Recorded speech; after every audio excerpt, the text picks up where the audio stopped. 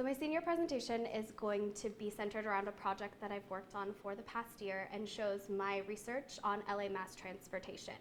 But before I talk about that, I'm going to tell you a little bit about myself. So when I was a little kid, I used to be very fickle. Like Jasmine said, this is kind of what she's talking about too, and indecisive. I never knew what food I wanted to eat or what park I wanted to go to or even what I wanted to be when I got older. I changed my mind all the time. I remember people used to ask me, what do you want to be when you get older? And I never really had an answer. One day I would say I want to be a figure skater, and the next day I would say like I want to be a zookeeper. And so I think that indecisiveness didn't really stop when I got older too. I still to this day have trouble figuring out if I want to get Coke at a restaurant or if I want to get Dr. Pepper. And even with bigger things, do I want to spend time with family or do I want to sacrifice that time and spend it working? So I seem to be in a constant battle with my own mind, trying to navigate life and being confused about what I want. But one thing that I can confidently and wholeheartedly say that I have never been indecisive about is my passion for journalism. Growing up, everyone struggles to find direction and their place in the world, and at some point in time, they try to figure it out. But up until now, I haven't really known that. And when I discovered the journalism program, I figured it out. And I always seemed to kind of be lacking passion and drive in high school and in college. But when I found this program, I really went full force at it. And if you know me, you know that I do not waste time. If I'm going to spend my time investing in something, it's going to be with full force and with my whole heart. When I'm passionate about something, I don't do a job halfway, and I dedicate my time and energy into making it happen. So when I entered the broadcast program 2 years ago, I made it a point to get as much experience as I could, writing packages, researching, being a part of Eagle Vision every single semester, and really just delving into every aspect of journalism that I possibly could. And since I didn't declare the major until my junior year, I had to make up for 2 years of lost time. And I had a lot of catching up to do. So I remember I used to sit down for hours learning editing software and honing my writing skills. And in doing all of that, I realized that my brain is wired for journalism. I've always loved writing and camera work, and I'm fascinated by current events and what's happening in the world around us. But I think that there's a big difference between something being a good fit for you and something that you're good at, and something that you have a passion for. And it wasn't until recently that I discovered my passion within journalism. So a main part of journalism is reporting on events that have an effect on the community around you. This semester I've had the incredible opportunity to intern under David Goldstein with the CBS LA investigative team, and through their work and what I've learned and observed while working with them is that there's a lot of corruption that happens in our city. I've seen manipulation by the government, manipulation by the people and of the people in LA, and a lot of things that shouldn't be happening in our city that occur on a daily basis. So the investigative team's job is to find out what's going wrong and to bring it to people's attention so that it can hopefully and effectively enact change. This niche of journalism, I believe, is so incredibly important because it keeps the government and the people accountable. So being a part of the investigative team has been great, not just because it taught me to look beneath the surface of stories, but also because it made me think about our city of Los Angeles in a new way. Every community is dynamic in different ways, but LA is exceptional because of 3 things, in my opinion: its location, mass population density, and the diversity of its culture.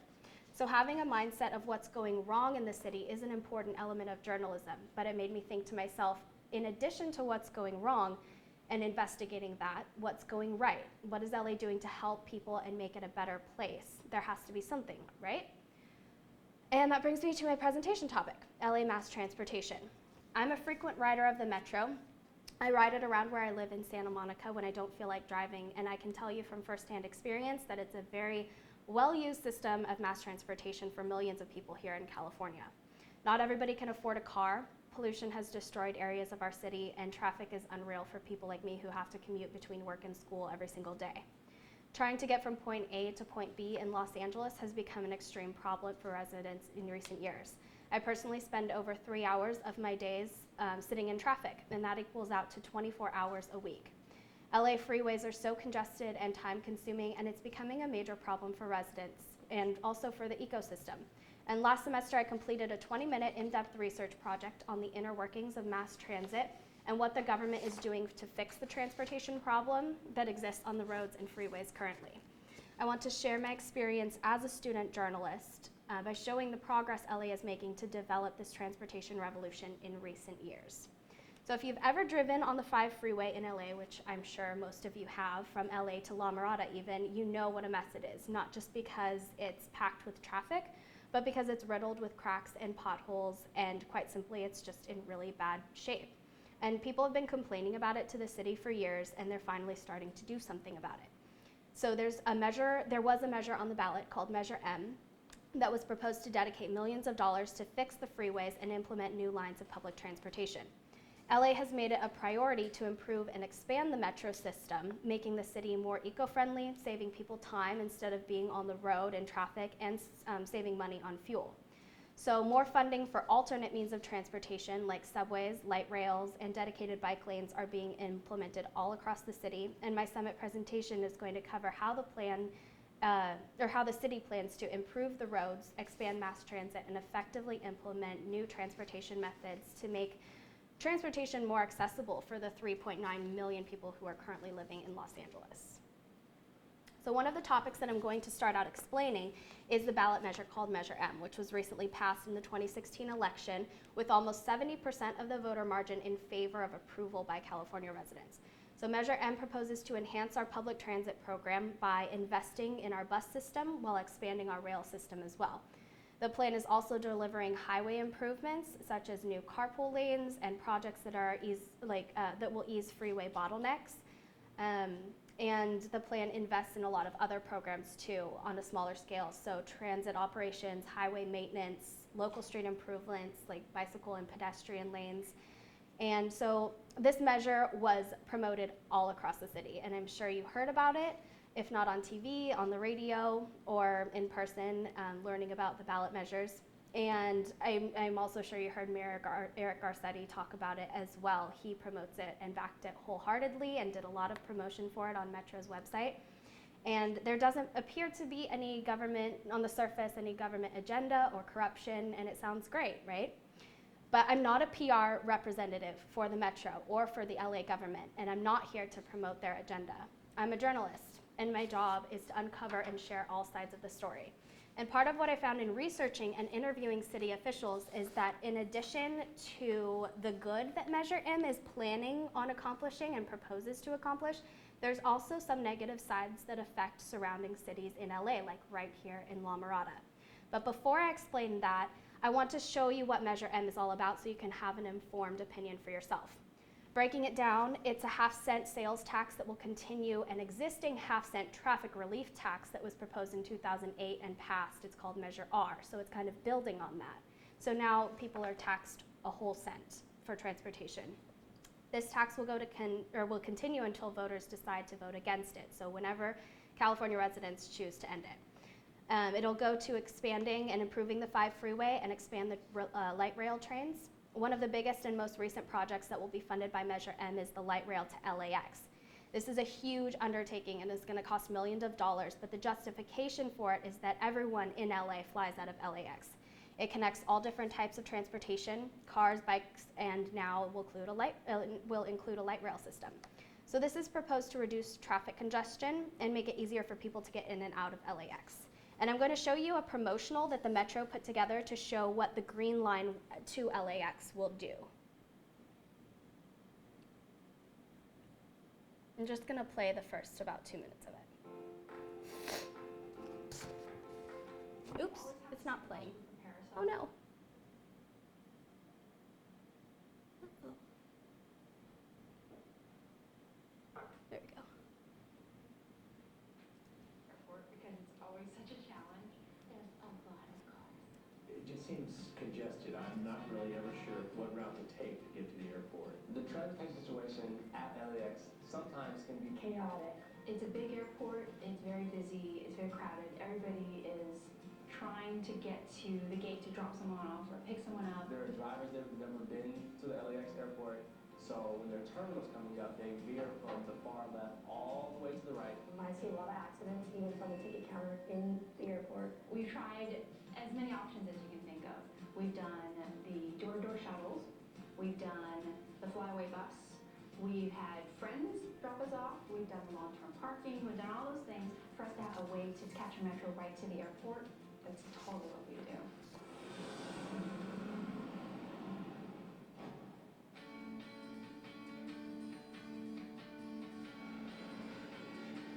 Measure R set in motion transportation projects around the county, including a transit link to the airport. This link will provide another option for getting to the airport. It's a connection to help you make your connection. At last, the Metro Green Line to LAX. Los Angeles has never had a direct transit connection to LAX. The closest rail line stops just short of airport property. Today, the only way in and out of LAX is on gridlocked roads. But as Measure R advances the development of the regional transit network, an LAX transit connection will give Southern Californians the option to take transit to the airport. This project will ease gridlock around the airport and improve air quality. It can help employees and customers get to LAX area businesses more easily. It can help provide the transportation that world travelers expect when visiting a world-class city like Los Angeles. Okay, so that's all that I'm going to show of that.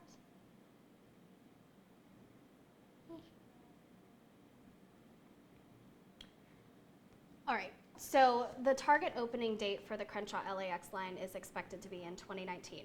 There are a lot of good things that Measure M plans to expand on Measure R to do, and a lot of things that they plan to accomplish that will help traffic congestion in LA and improve mass transit. But a lot of people have the opinion, and so do I, that LA is a car city. It has been for a long time, and from my perspective, it will be for many years to come, and from the perspective of a lot of other people. So in hearing all of the promotion and benefits of Measure M, I thought to myself, that's great, but I didn't hear facts or opinions in the news or in articles about anything on the other side of it. And I've always had a curious mind, so I asked myself is there more to this? So there may not be any significant apparent negative effects, but as a journalist, it's my job to ask. So I did, and I heard that the mayor of LA had some strong opinions against the measure, so I set up an interview to ask him why, and this is what he said. For the I-5, they're doing a widening between the 605 and the 710. So that's put off. See, because we're ready to do that project probably in about the year 2020, 21. They want to push it off until 2031 or even later. At one point, they were talking about 2039, and we started hollering about it, and they said, okay, well, we think we can move it back to 2031. Does that make sense? Okay, so I'm not going to play anymore because I'm kind of running out of time, but basically what he's saying is that the surrounding cities of LA aren't going to see any of the benefits that Measure M is building. Measure M is centralized in Los Angeles for downtown Los Angeles transportation, and some to Long Beach and a little bit to LAX, but mainly centrally in downtown. They're paying, so people outside are paying these taxes, but they're not reaping any of the benefits or rewards from it. So places like Torrance, Hermosa Beach, La Mirada, La Habra, Whittier, all these places aren't in favor of the measure because it doesn't help them. And it also, and that wasn't promoted by Mayor Eric Garcetti. And the funny thing is that in his promotionals, he was in a car when he was talking about all of these mass transit and light rail promotions. So it's going to delay, this Measure M is going to delay freeway improvements by years that were already supposed to have been completed. And so I just want to tie in a little bit of faith integration. 1 Corinthians 10:31 says, so whether you eat or drink or whatever you do, do it all for the glory of God. And I believe that this is what God wants us to do, not only our best, but to be open-minded and inquisitive. So the end goal isn't always what matters, it's how you get there. And I firmly believe that if you do this in a way that will please God, then the result will be 10 times better. So journalism is a direct path to that. I'm here to serve God through my actions and serve the people through my career. And to end my presentation, I just want to say, I expect myself and hold myself to a standard where I'll be the voice for the people and a change for my community. Thank you.